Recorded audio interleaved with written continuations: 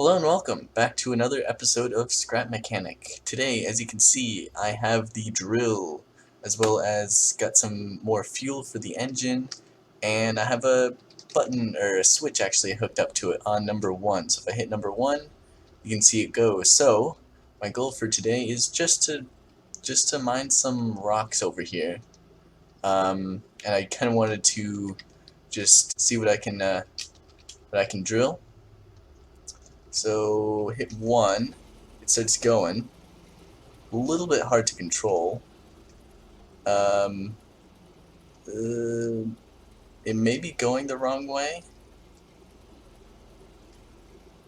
Yeah, I'm not getting that many sparks.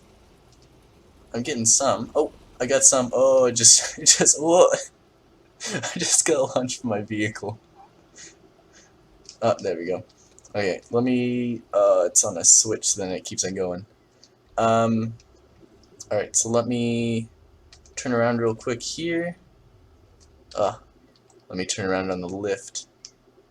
Yeah, there we go. Drop it down. Oh, okay. Let me just continue drilling. Number 1. I think it may need to go the other way. Whoops, I left it on. Okay, what about now? Okay, yeah. It was just the... It launched me. Alright, trying to get some more of this. A little all over the place. I think I'm getting that right there. I may just have to start hitting all this with the hammer because it's... Oh my gosh. Oh, I just got launched. Oh my god. The ragdoll physics. I think it's actually still going. I think I'm just going to just hit these with a hammer because you can do that. Yeah, there we go. This actually will get you a lot. Ooh, look, there's some metal there, which will be... Oh, no, that's actually some metal. This is just stone. So I'll probably just be refining these, and I'll refine this whole stone area real quick, and yeah, it'll be all good.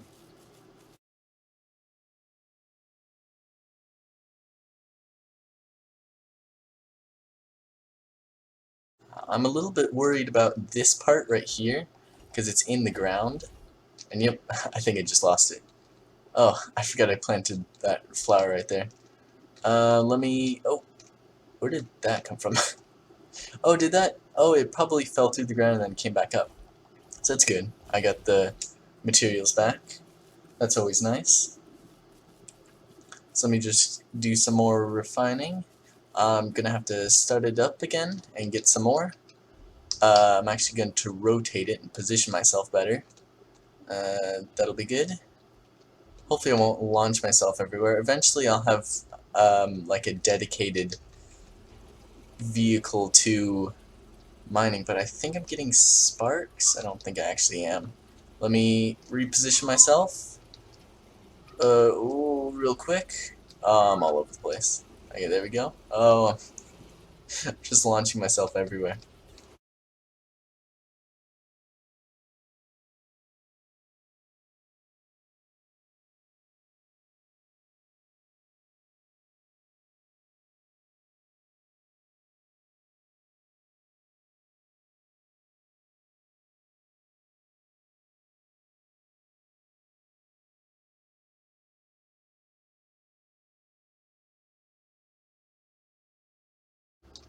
Alright, so let me just get some more of the, getting stuck again. Let me,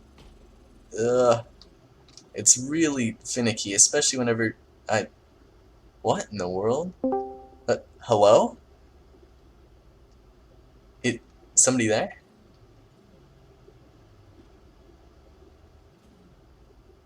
What, what, what? Um, who, oh, I think he has a Haybot going after him. Who, I was just mining and, what is happening?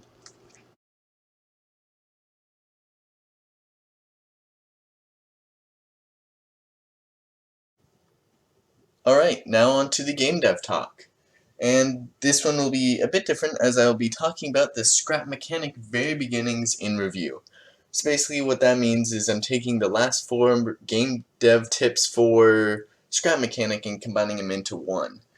Now, it's going more into depth, which isn't what I originally kind of wanted to do because that can kind of at times ruin the gameplay experience, because then you're thinking of like, oh, this would be better if that, this would be better at that. But I couldn't help myself because I am a game developer and I do have ideas that I like to think of, and I think I really I really enjoyed thinking up of ideas and basically creating a changelog for Scrap Mechanic. Now, of course, this doesn't mean that they're going to include any of the things that I talk about. These are just the ideas that I had. So let's get right into it. So starting off, we'll be talking about basically the overview of kind of the 4 videos. So um, again, it's a great game. I don't want to be like, oh, this is bad, this is what I would change because this is so bad. The thing is, it's a really great game, and the thing is, it has a lot of potential, and that's why I'm doing this, is because I see it has a lot of potential, it can go in the right places. I just am kind of giving my tips and tricks on how necessarily to form it, based off of my own opinion on how to form it to something that could be really good. So by no means am I shaming the game at all. And of course, this is a first build. Of course, they may do do and improve the game in their own ways, but just remember that this is a first build, so that's why kind of things may not seem necessarily correct or like have a cohesive ecosystem, like I always say. Um, and again, like with the game dev tips, I'm helping them, but I'm also helping you, the viewer, because like they're just general game dev tips. And I think that any game dev tips, whether you're making a game like Scrap Mechanic or not, can really help, because you may create something similar to it. You may not think it at first, but in ways what I say can help, and it's constructive criticism that always helps you. So now kind of going on to, I guess, what what kind of goes well with the story, with the constructive criticism, and things need to either fit or be unique to the story. That's kind of what I said in the last video, in that it kind of needed to be fit or unique. Like the honeycombs, those don't really, I feel like, fit or are unique to the game, and things like that. And of course, I am going to do a defined talk going over some of the features and kind of a changelog of just kind of ideas that I had to kind of play around with ideas. And of course, I'm always open to a conversation in the comments section to kind of talk over these ideas, because again, these are only my opinions. Um, so one of the things is, like, so this is kind of more going on the videos. So the first video is kind of, the beginning is kind of overly slash underly defined. Overly being, hey, here's the farming, here's the battery, here's things like that. You only have kind of one line of action and things like that. But then it's also, I believe, underly defined, because what are you doing? What's your end goal? And things like that. And so then the second talk kind of talked more about more liveliness.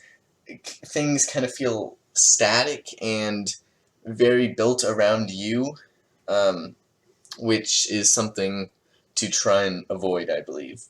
And then the repeated adventuring, it just kind of seems like you're getting the same things over and over in the same kind of area and place. So kind of straying away from the repeated adventuring and the repeated tiles, maybe have a bit more style and a bit more active things going on in the background, and like maybe hint at hint at an end goal constantly. Like with the warehouses, they're big things in the distance that kind of add a bit more liveliness. Maybe they could be animated in some way that could kind of show uniqueness to your adventuring. And again, the last video that I did, disjointed mechanics, they all kind of feel like they're formed around you and not necessarily like an ecosystem, like I constantly say. So now let's get into the actual changelog, what I believe should change. And these are just ideas that I've kind of bounced around with and have been thinking of, so I decided to make this video kind of going over it, just kind of some of the things that, you know, I thought. So the first thing, going over kind of the first video, is the cutscene. Now I kind of have two ideas, maybe like a drone attack cutscene, because they are farm bots, and there could be like a drone farm bot, which I think I'll talk more about farm bots in the next video, which will kind of go more into the drone idea. But maybe in some way you see that like the drones see you, spot you, attack you, oh no, you're going down, things like that, and cause you to go down. Another idea could be like a sabotaged cutscene, like somehow you find out that, or maybe you don't find out, but it's kind of hinted at that your or your new home planet is gonna get taken control by farm bots, and that's why you need to leave the planet to go back, is to warn them that it's like, hey, your home planet's gonna be sabotaged and things like that. That's more of an end cutscene more than a beginning cutscene, but it could, in a way, be hinted at in the beginning. So now going on to the kind of the second thing that I talked about in the first video is with the, like I said, the overly / underly. I think it's more of the overly now. Beginnings, in that you could land in a farm bot's farm, where it's probably run down, or you smash it all to pieces with your ship there, and so then there you can kind of see how farming is done through the farm bots, and not necessarily just a poster there and it's like, hey, this is how you do it, but then that's the only location and it's right next to your ship, which kind of feels very built around you. So I definitely think that you crash down in a rundown farm bot area and you kind of see the process of how they did it and kind of get the player thinking. I was like, okay, so if they did it that way, then that's how I do it, and things like that, to have the players figure it out themselves through some environmental hints and things like that. And then also, if it's at a farmbot farm, maybe all these farmbot farms have batteries in them, and then you take the battery from the rundown farmbot farm to power your ship, but then the other farms are still functioning or not run down, so then in order to get the battery you would need to fight through them, and this battery, I guess, could be used in a different way as well. Which the only other thing it would be to power the scrap mechanic workstation area. But I think different buildings with different uses could be good.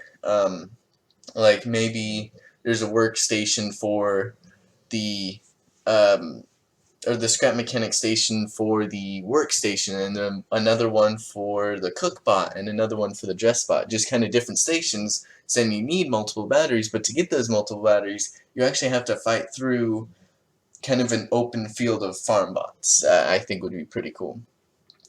And so then again, the rundown bot maker is another kind of idea of you can kind of see how the bots are there and how they keep on spawning and how things like that, because you can see whenever I started farming last episode that they just spawned there, but I think you kind of want to it would be more of a well-developed ecosystem if you see a bot maker there, and like with the rundown bot maker, that's where you get the battery and things like that. So then kind of going on to the second video, talking more about the ecosystem and things like that. I think, and like the creatures and things, I think it'd be cool to have a horned walk or something like that that protects the walks, because it doesn't make sense in an environmental way for the farm bots to attack the walks and then not have any way for them to defend themselves, because if that were true, then the walks would be extinct. They would need to have some way that, you know, they defend themselves or they are still alive, because in theory they all should be dead because the farm bots have basically got the walks extinct. So I think maybe having a horned walk would be good as kind of like the leader of the pack, and it's like, oh, one's being attacked and the horned walk comes in, or something like that, and gets the farm bots back. I think that'd be cool and adds more ecosystem, or a logical ecosystem at least, um, to the world. Another thing is, now going on to the glow bugs, is they are kind of the other creature there, is have cardboard boxes in the ocean, and that could kind of hint, like you could just hit them with a hammer and they fall apart, but that would kind of hint that it's like, hey, these glow bugs like cardboard boxes, or just like cardboard in general, and so that's how you get the idea of like, oh, I need to feed them cardboard, and that'll get you the glow sludge stuff. So in basically those cardboard boxes would probably come from a separate factory just dumping old cardboard boxes into the ocean, and those would kind of be tumbling around to kind of add more of a dynamic ecosystem to kind of actually see the cardboard boxes rolling around. And I think another thing that could be really cool about that is that the glow bugs only come out at night, and that would kind of make sense, because right now they kind of seem very stationary in where they are whenever you see them, and they're glow bugs, and only things that glow only come out at night for like better vision and things like that. So I think what could be cool is that they're down in the caves during the day, eating the cardboard boxes that have all fallen down there. The thing is, with all the cardboard boxes down there, you would expect more of the glow poop, basically. But the thing is, since it's down in a cave, you can't collect as much because you don't have enough oxygen. So it'd be a good balance. And then at night they kind of come out, and so then say you're off farming, or you're defending your farm during the night, and then you come and look at the ocean. It's like, oh, where'd all this glow bug sludge come from? And it's like, oh, it's from the glow bugs that come out at night. Now, of course, they probably wouldn't produce much, because then that kind of feel a bit broken, that you don't really need to do anything to get the glow bug sludge. But I definitely think having some, and hinting at like, oh, this is kind of how you do it, and having the players guess and interact more with it would definitely be a lot better. So now moving on to kind of more the buildings. I definitely think that there should be on these places, on these buildings, there should, or in these buildings I should say, there should be an assembly system. So, because right now they're just empty, there's like nothing in them except for the farm bots and the chests. But I definitely think that an assembly system could be useful in these buildings, and that could show you how to craft certain items. So then you see the assembly system, and it's like, oh, input this, this, and this, which is basically the crafting recipe for something else. And so then it's like, okay, so then you put those ingredients in there, and then you have to turn a gear using some type of mechanism, or you use some other system to craft it, and then like maybe pumping a lever up and down, or something like that. And then whatever it produces, that, oh, that's how you produce that. Now you can kind of hint at what it produces with like these faded out pictures of like the uh, engine or rockets or things like that, or the thrusters. That's what I'm trying to say. Um, and so then that's kind of, and so then after you craft that, then it's like, oh, okay, that's how you craft it. I just think instead of getting all of the things all in one, I definitely think a way of putting the materials in there and then seeing what it gets out, and having the player interact more with the buildings and having a slower progression instead of just necessarily giving them everything and then having them grind for the materials. I definitely think it should maybe not focus so much on grinding, but more on finding and figuring out how to craft certain things, because it's like grinding's fine and all that, but uh, if in the late game you can grind faster, which is a good part of it, but in the end game I think players would more like to not be able to grind as much, even if it is just slightly, but like there could be, and that's how you could get the different tiers as well through different assembly lines and things. Um, but yeah, that's kind of that idea, and I think could be pretty cool. Um, Another thing is the environmental storytelling, basically, where I recently looked at um, the scrap mechanic social media sites and things like that, just to kind of, because I wanted to kind of see what their ideas were and things like that, and they had this one place where it was basically a scrap yard, and there's a bunch of just scrap everywhere and these big heaps and things like that, and but of course it would be dangerous because it being protected, and I definitely think there should be more things like that, and definitely like you can see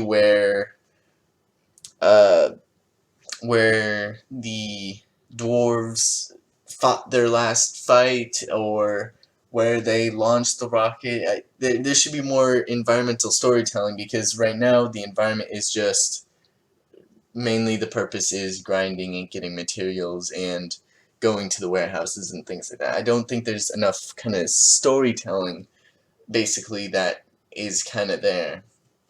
So now moving on to the next episode, the planet evolution. That could be something like what I said before, with you landing in a basically a rundown farm, and you kind of see that's how they did things then. But then as you adventure more into it, you can see how they developed and made bigger and better buildings and bigger and better farm bots and things like that, and how they eventually reached at their end goal of um, the ultimate farming experience and things like that. There is a bit of that where you can kind of see, it's like, oh, hey, come, or like get these farm bots and we'll do the work for you and things like that, and you can kind of see that. But I definitely think instead of just having signs that say that, I definitely think there should be more places that describe that, and instead of putting it out word for word, show it through basically environmental storytelling. And so the next thing is to kind of have it structured, um, and to kind of have some structure to the basically kind of what I was saying in with the environment, is that it very much seems random with the placement of the buildings and the little outposts and things like that. It doesn't, like, why would they be there in the first place? It very much seems random, but I think it could do well with being more structured, to where you can see a bunch of little outposts together, and then having streets to go to work at the big warehouses and things like that. And it, because again, it kind of seems like just misplaced things here and there directed around you, but it should be more of an ecosystem, and you can see the structure of how things used to work before and things like that. Um, and so that kind of gets to the randomly generated tiles. Um, like there's the tiles are randomly placed, but I think the tiles should also be randomly generated themselves. Now this will be kind of a bit more complicated than just randomly placing tiles and then stitching them together, but with doing this, you could add more unique variety to the amount of tiles that you have instead of a strict amount, like seeing the same divot in tree placement.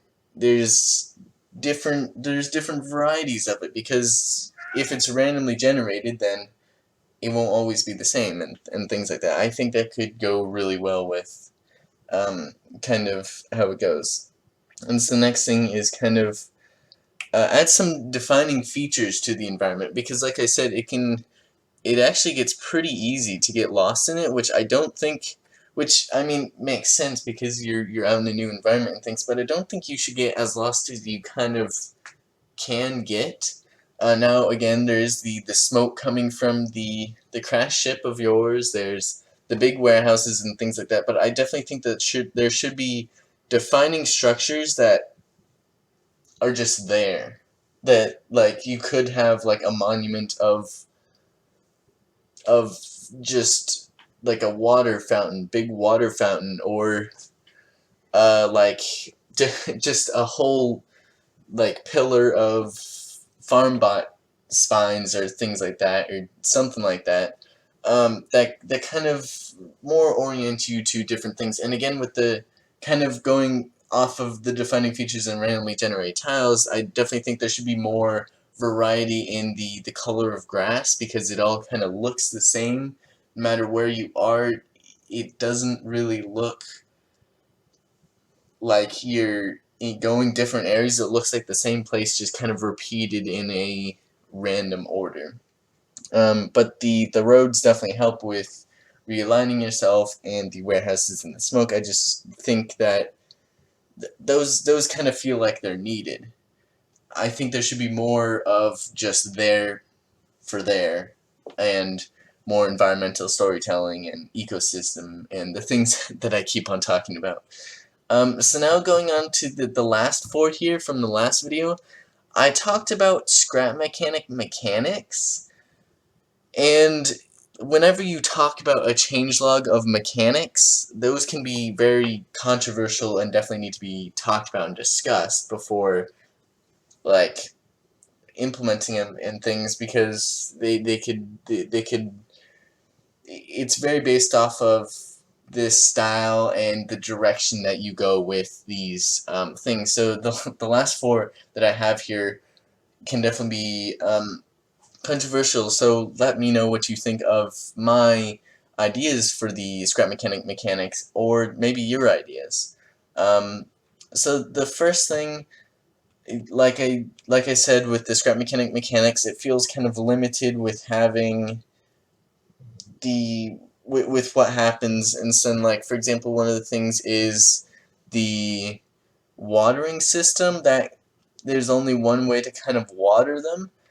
So maybe an excavator of some type that could be there, that could, like, slightly terraform the terrain, and nothing too large or anything like that. But like the excavating could definitely be used in other purposes as well. And all that it does is kind of move the dirt around slightly, so then kind of the water can come in, but then that dirt needs to go somewhere, and you can make like a mound and things like that. That could be kind of cool. Another kind of idea for farming could be, like, instead of having fertilizer, have the tote blocks be the fertilizer. Maybe certain crops grow whenever you play a certain tune through the tote blocks. I think that could be definitely cool. And the way that you could learn that is, again, through the through the rundown factory and the progression of seeing the world progress from the poor farming to the advanced one. Like, maybe somewhere along the line they learned, it's like, oh, if you sing them a certain tune, then they grow better. So then whenever you go up to that level of progression, you can kind of spy, because I definitely think that spying should be kind of a thing to learn from the farm bots, in that they're singing a song, and you see that the crops are growing faster, So then maybe having the fertilizer be in the form of tote blocks and singing different tunes and things like that. I think that could be kind of fun to kind of basically add meaning to the tote blocks, because I mean they are cool and they have meaning, like they're cool to show off, they make music and things like that, but having them actually implemented into the gameplay could be really cool and unique. Another thing is basically having these, because you see the chests everywhere, but then they just respawn. So it doesn't really make sense that they just respawn and it feels disjointed. Again, ecosystem, all these things. So what if you had a packing bot? You had a bot that goes around that basically takes the trash from the warehouses that they kind of don't need anymore, and he kind of goes around, packs it up, and just distributes it everywhere. Instead of it, like, because maybe you have different societies. I just thought of this. Maybe you have different societies. One that kind of does what the Scrap Mechanic social media said, in which they have this one area where you have all the trash there piled up in mounds and it's a dangerous place and things. But then maybe you have a different society, or maybe it's a different progression, that basically has these packing bots. It's like, oh, you have all this trash, let me just pack that up for you, go somewhere, distribute it, and it basically just covers uh, just tiny little areas of just chests and things like that. I think that could be a way of avoiding just a disjointed mechanic of like, oh, let me wait for the chest to respawn. Instead, you can actually see the packing bots go by and pack them and things like that. It just adds more ecosystem. Another thing that I talked about in the last slide as well as the last video is the honeycombs. Now, what if you had a honeycomb creature? I think this could be really unique to the honeycomb and really fit well, in that you had a honeycomb creature, and it would kind of be like an armadillo. So it kind of looks like that, and it has a honeycomb covering and things like that, and it basically just walks around, let's say with its pod or its family or whatever, and it just kind of walks around, and basically, um, if you smack the top of it, the honeycombs come out, but they run off, and that's kind of their defense mechanism, is the honeycombs, and then uh, it and then they run off, and the whole pod will run off. But what you can do is you can actually encase them. Now this may be a bit grindy, of every time you want honeycombs you have to close off like a little pod of honeycomb creatures, and then hit one, hit all the others, and they're all swarming all around.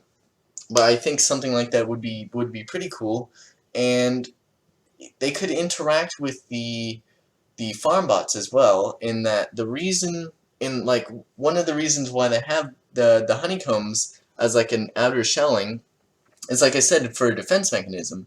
So for example, the hay bots, they'll stab at the ground, they'll take off the honeycombs off of the creatures, and then the pitchfork's stuck in there, and so then the creature runs off, and it's safe. And that's kind of like what I was saying with the walk, having a horned walk or something like that to defend itself.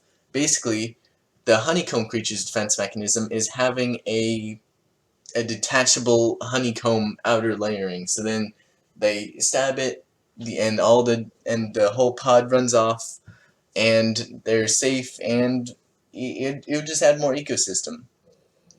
And what you can do is, like, because with this system, I kind of thought of it, but then I realized that it could be taken a step further, in that, you know how the pitchforks get stuck in the honeycomb creatures, and then they run off. Well, then you can kind of see that, and then use honeycombs on the outside of your base, because that's another thing that's kind of, I feel, limited, is that the defense is just a wall, and you have to just make a wall, and maybe have some spud guns, or just smash them, or hit them with water, things like that. Another thing that could be useful to defend against them is honeycombs. which I think would be really cool and unique in that you have honeycombs all, aligned outside your wall, and whenever the haybots go to slash at it, they get their pitchfork stuck. Now, of course, whenever that happens, now they're basically dried up honeycombs, and so then they break whenever they get their pitchfork stuck in there. And it could be a really useful defense mechanism for your base. Just kind of another idea. But I think that's kind of all the things that I kind of had ideas for basically just the beginnings. Um, and probably next episode I'll go over farm bots, as that's kind of what I really want to talk about next. And then maybe in the next 5 episodes I'll have another change log where I talk about maybe some controversial ideas and gameplay mechanics that could be really cool to add, and maybe add more ecosystem and things like that to really make this game stand out. Because like I said before in the last slide, in the last slide, it's a great game and it has a lot of potential. That's why I'm doing this. But anyways, I think that's it. Hopefully you enjoyed this longer game dev talk and maybe you'll have a discussion with me of like, hey, that kind of sounds like a cool idea, or maybe you have a different idea of how to do these things. But yeah, I think that's it. So, yeah, goodbye.